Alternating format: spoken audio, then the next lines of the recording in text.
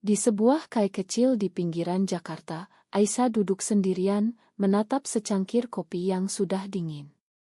Tiba-tiba, pintu kai terbuka dengan keras, dan seorang wanita yang dikenalnya terlalu baik berlari masuk, wajahnya pucat pasi. Aisyah, aku harus bilang ini sekarang juga, aku tidak bisa menikah dengannya, kata wanita itu, suaranya gemetar, dan dalam sekejap, dunia Aisyah runtuh, karena wanita itu adalah kekasih rahasianya, Nadia, yang besok akan menikah dengan pria pilihan keluarganya. Aisyah merasa jantungnya berdegup kencang. Mereka bertemu 2 tahun lalu di sebuah seminar tentang hak perempuan di Universitas Indonesia. Nadia, dengan senyumnya yang cerah dan ide-ide progresinya, langsung menarik perhatian Aisyah. Saat itu, Aisyah baru saja lulus kuliah dan bekerja sebagai jurnalis di sebuah media online. Nadia, seorang guru SMA, datang dari keluarga konservatif di Bandung. Pertemuan pertama mereka berakhir dengan obrolan panjang tentang feminisme, tapi segera berkembang menjadi sesuatu yang lebih dalam. Malam itu, setelah Nadia mengucapkan kata-kata yang mengguncang, Aisyah menariknya ke sudut kai yang sepi. Apa maksudmu, Nadia? Kamu sudah bilang iya ke orang tuamu. Pernikahan besok. Aisyah berbisik marah, tapi matanya penuh kekhawatiran. Nadia menangis, aku takut, Aisyah. Keluargaku mengancam akan memutus hubungan jika aku menolak. Tapi aku tidak bisa bohong lagi. Aku mencintaimu, bukan dia. Kata-kata itu seperti pisau yang menusuk, karena Aisyah tahu betapa beratnya beban yang dipikul Nadia. Keluarga Nadia adalah keluarga Sunda yang taat agama, di mana pernikahan adalah kewajiban untuk menjaga nama baik. Ayah Nadia, seorang pengusaha kain batik, sudah merencanakan segalanya sejak Nadia kecil. Calon suaminya, Rial, adalah anak teman bisnis ayahnya, seorang insinyur sukses di perusahaan minyak. Nadia pernah cerita pada Aisyah bagaimana ayahnya berkata, kamu harus menikah sebelum usia 30, atau kamu bukan anakku lagi. Tekanan itu membuat Nadia menyembunyikan orientasi seksualnya bertahun-tahun. Aisyah sendiri datang dari keluarga yang lebih liberal di Jakarta, tapi tetap saja, sebagai anak tunggal, ibunya sering bertanya tentang dekapan kawin. Aisyah pernah mencoba keluar dari lemari, tapi reaksi ibunya yang dingin membuatnya mundur. Jangan bikin malu keluarga, kata ibunya saat itu. Jadi, hubungan mereka berdua adalah rahasia, pertemuan diam-diam di kai atau apartemen kecil Aisyah. Setelah pengakuan Nadia, mereka berdua keluar dari kai dan berjalan di trotoar yang ramai. Apa rencanamu sekarang? Tanya Aisyah. Nadia menggeleng, aku akan kabur malam ini. Aku punya tabungan sedikit. Kita bisa pergi ke Bali, mulai baru. Ide itu terdengar gila bagi Aisyah. Dia punya karir yang sedang naik daun, meninggalkan semuanya berarti mengorbankan mimpi jadi editor senior. Tapi melihat Nadia begitu rapuh, Aisyah merasa dilema. Ini bukan hanya tentang kita, Nadia. Keluargamu akan hancur. Dan bagaimana dengan Rial? Dia tidak tahu apa-apa. Malam itu, Aisyah tidak bisa tidur. Dia ingat pertama kali mereka berciuman, di sebuah taman di Bogor saat hujan deras. Itu adalah momen kebebasan pertama bagi keduanya. Tapi sekarang kebebasan itu datang dengan harga mahal. Pagi harinya, telepon berdering. Itu Ibu Nadia. Aisyah, kamu teman Nadia kan? Dia hilang. Pernikahan hari ini dibatalkan. Apa kamu tahu di mana dia? Aisyah berbohong, tidak tahu, Bu. Tapi hatinya hancur, karena dia tahu Nadia sedang bersembunyi di apartemennya. Konflik mulai memuncak ketika saudara laki-laki Nadia, Andi, datang ke kantor Aisyah. Kamu pasti tahu sesuatu. Nadia sering cerita tentangmu. Andi marah, matanya penuh kecurigaan. Aisyah berusaha tenang, kami cuma teman biasa. Tapi Andi tidak percaya. Dia mulai mengikuti Aisyah, membuatnya paranoid. Sementara itu, Nadia di apartemen mulai ragu. Bagaimana jika aku salah? Aku sudah menyakiti semua orang. Kata-kata itu membuat Aisyah marah. Kamu memilih aku atau keluargamu. Hari-hari berikutnya adalah neraka. Aisyah kehilangan fokus di kerja dan bosnya mulai curiga. Nadia yang biasanya percaya diri jadi pendiam. Mereka bertengkar hebat satu malam. Kamu egois, Nadia. Kamu kabur tanpa pikir panjang. Nadia balas, aku lakukan ini untuk kita. Tapi kamu malah ragu. Pertengkaran itu berakhir dengan Nadia pergi, meninggalkan catatan, aku butuh waktu sendirian. Aisyah panik, mencari Nadia di seluruh Jakarta. Dia pergi ke Bandung bertemu ayah Nadia yang marah besar. Anakku hilang karena teman seperti kamu, tuduh ayahnya. Aisyah diam, tapi dalam hati, dia tahu ini baru awal dari badai yang lebih besar. Akhirnya, dia menemukan Nadia di sebuah penginapan murah di pinggir kota. Makan aku, kata Nadia. Mereka berpelukan, tapi Aisyah tahu keputusan ini akan mengubah hidup mereka selamanya. Setelah rekonsiliasi di penginapan, Aisyah dan Nadia memutuskan untuk sementara tinggal di sana, jauh dari keramaian Jakarta. Tapi rahasia mereka mulai bocor.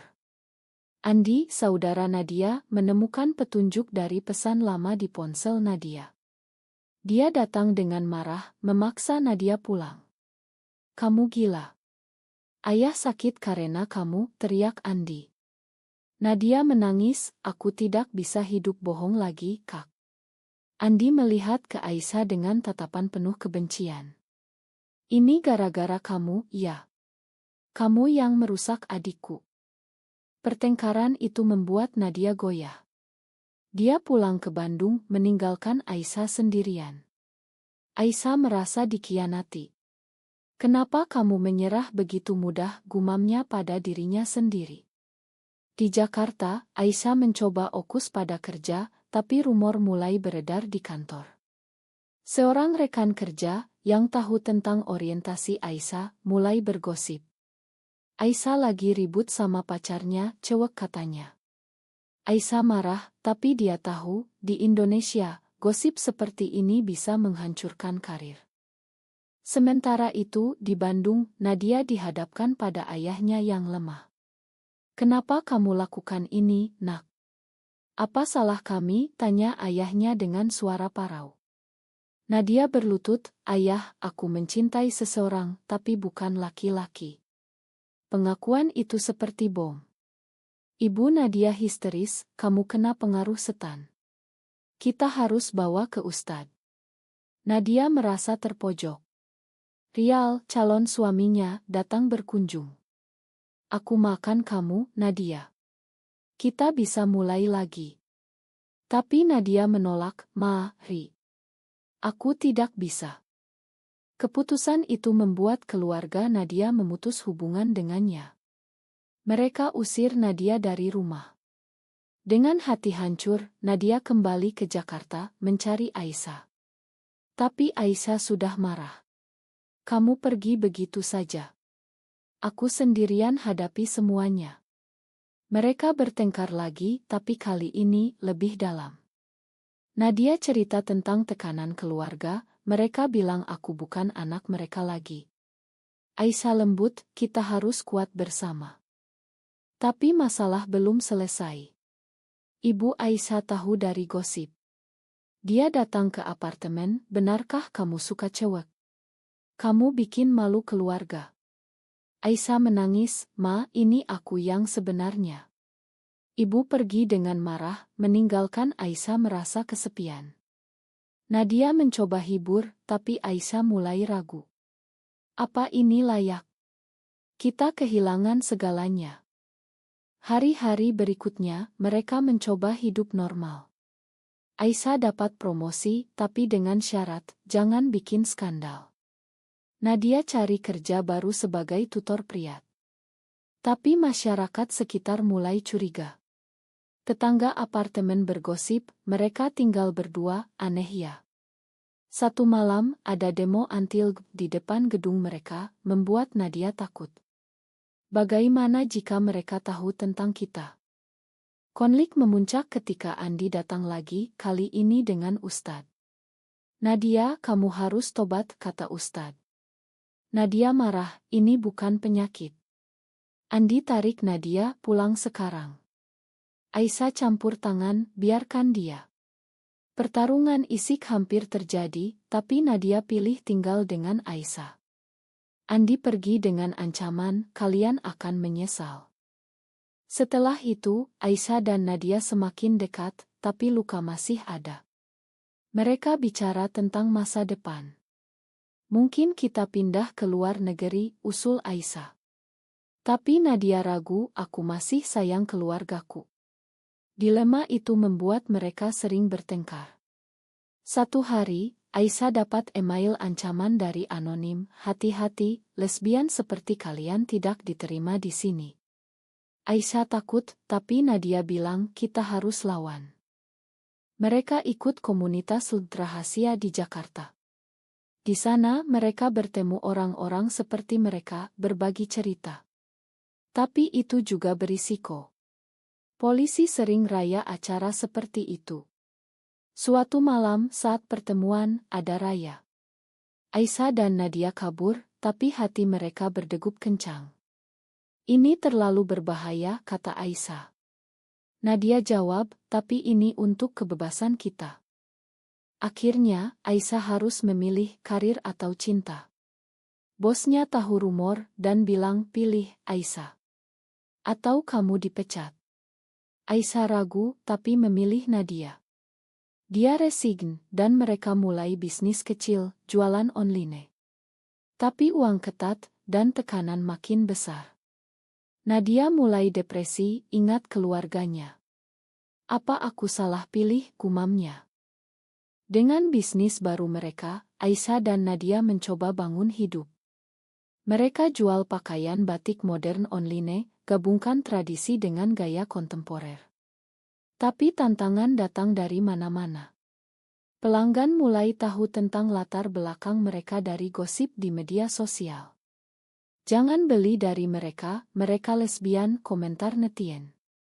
Penjualan turun drastis. Aisyah marah, kenapa orang Indonesia begini? Kita cuma ingin hidup damai. Nadia mencoba positif, kita bisa cari pasar lain.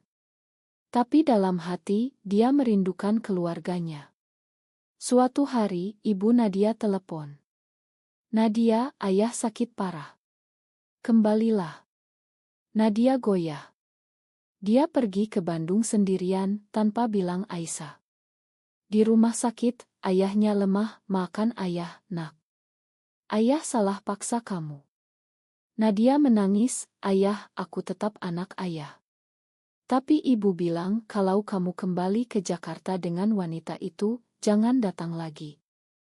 Nadia kembali ke Jakarta dengan hati berat. Dia cerita pada Aisyah, ayah minta maaf. Aisyah senang tapi curiga. Jangan percaya begitu saja. Mereka mungkin jebak kamu. Nadia marah, kamu paranoid.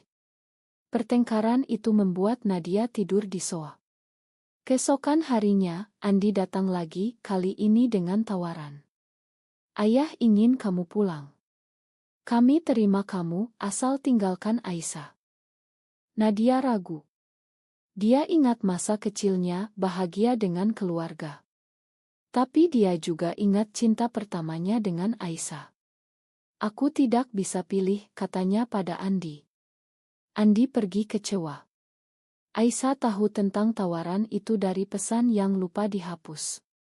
Kamu pertimbangkan itu. Kamu khianati aku, teriak Aisyah. Nadia menangis, aku cuma ingin damai dengan keluarga. Konflik itu membuat mereka pisah sementara. Aisyah pindah ke rumah teman, sementara Nadia tinggal di apartemen.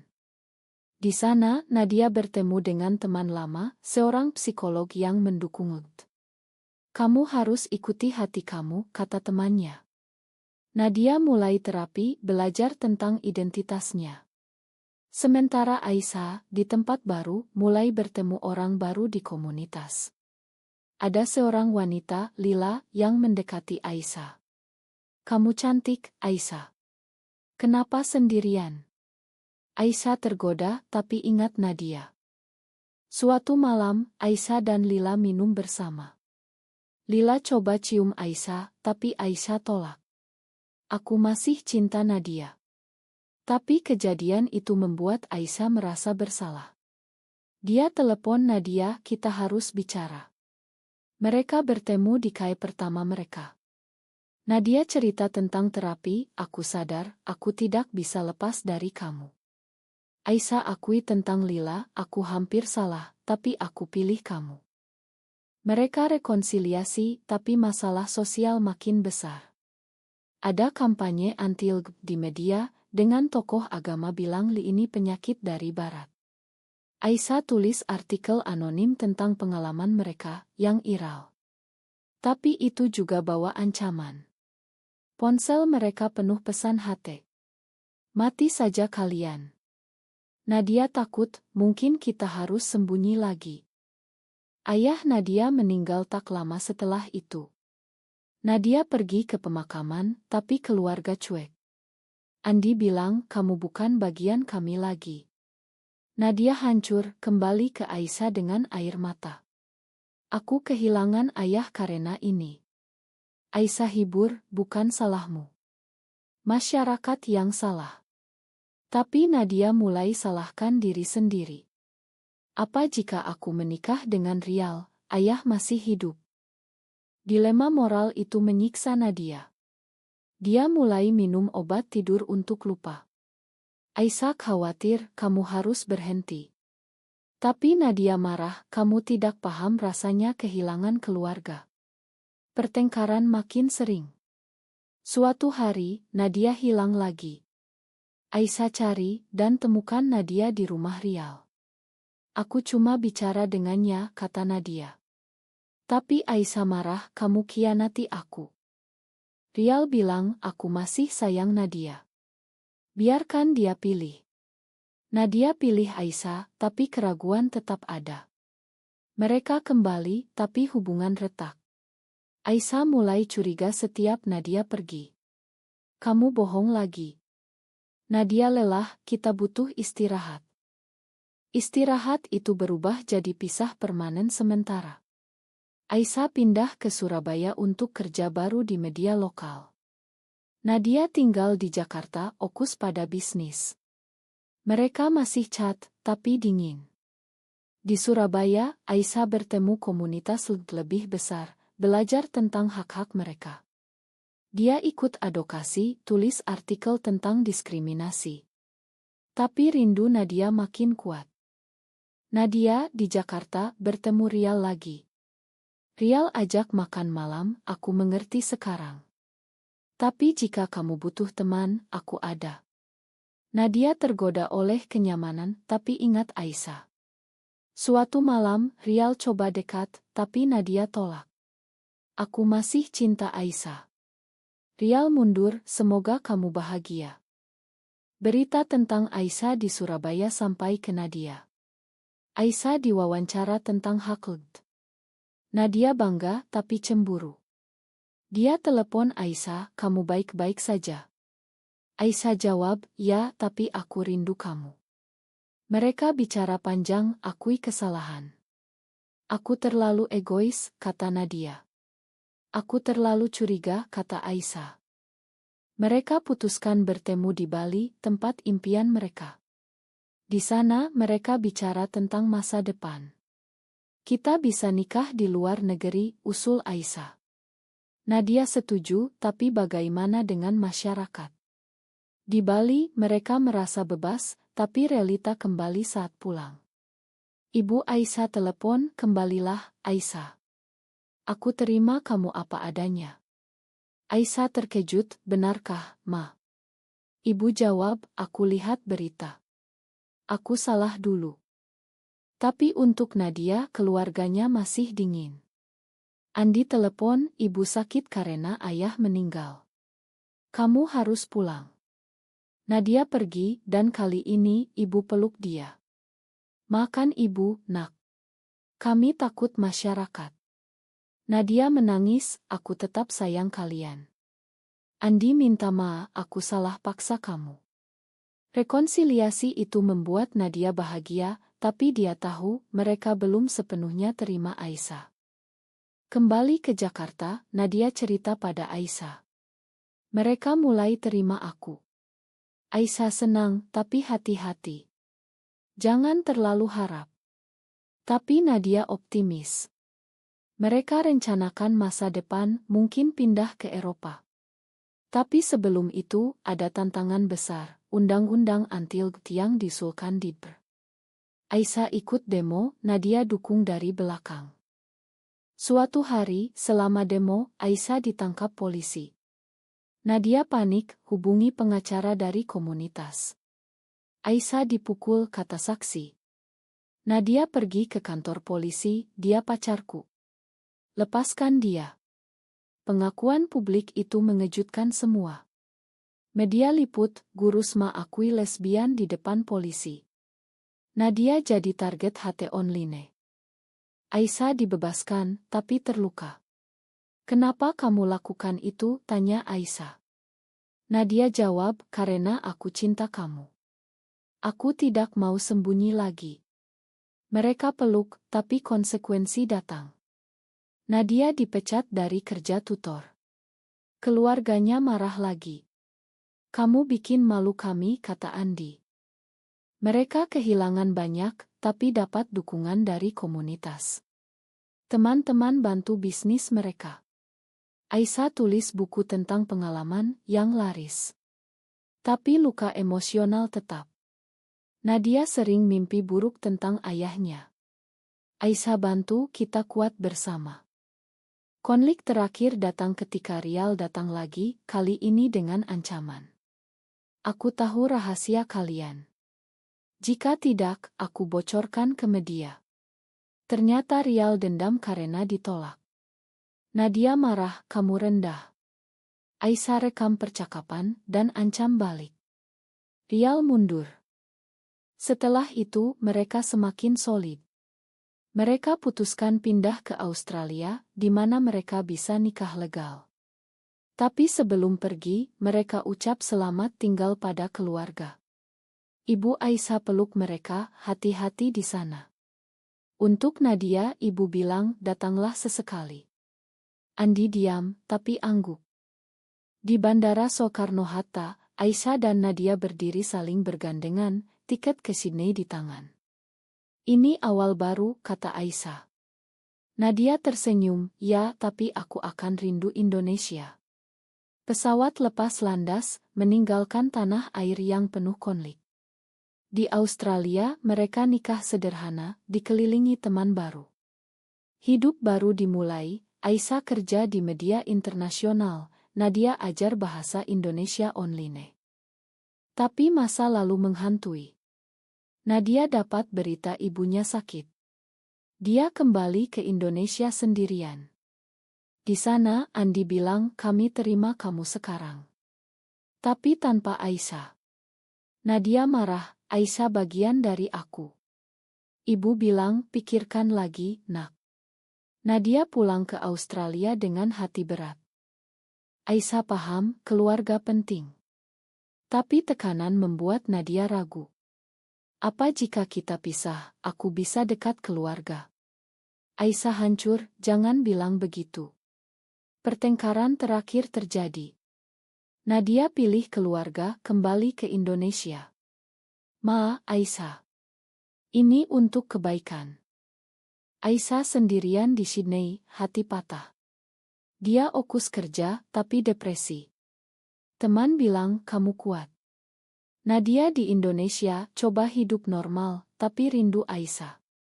Keluarganya senang, tapi Nadia merasa kosong. Suatu hari, dia bertemu Rial lagi. Kita coba lagi, tanya Rial. Nadia tolak, aku masih cinta Aisyah. Nadia putuskan kembali ke Australia. Dia telepon Aisyah, aku salah. Maafkan aku. Aisyah ragu, kamu sudah khianati aku 2 kali. Tapi cinta menang. Mereka rekonsiliasi, tapi dengan syarat, tidak ada rahasia lagi. Mereka hidup bahagia, tapi tahu perjuangan belum selesai. Kembali ke Indonesia untuk libur, mereka hadapi masyarakat. Ada kemajuan, undang-undang anti-LGBTQ ditolak. Komunitas semakin kuat. Aisyah dan Nadia jadi inspirasi bagi banyak orang. Tapi luka tetap ada. Nadia bilang, apa harga yang kita bayar terlalu mahal? Aisyah jawab, tidak, karena kita bebas sekarang. Cerita mereka berakhir dengan mereka berdiri di pantai Bali, saling memeluk.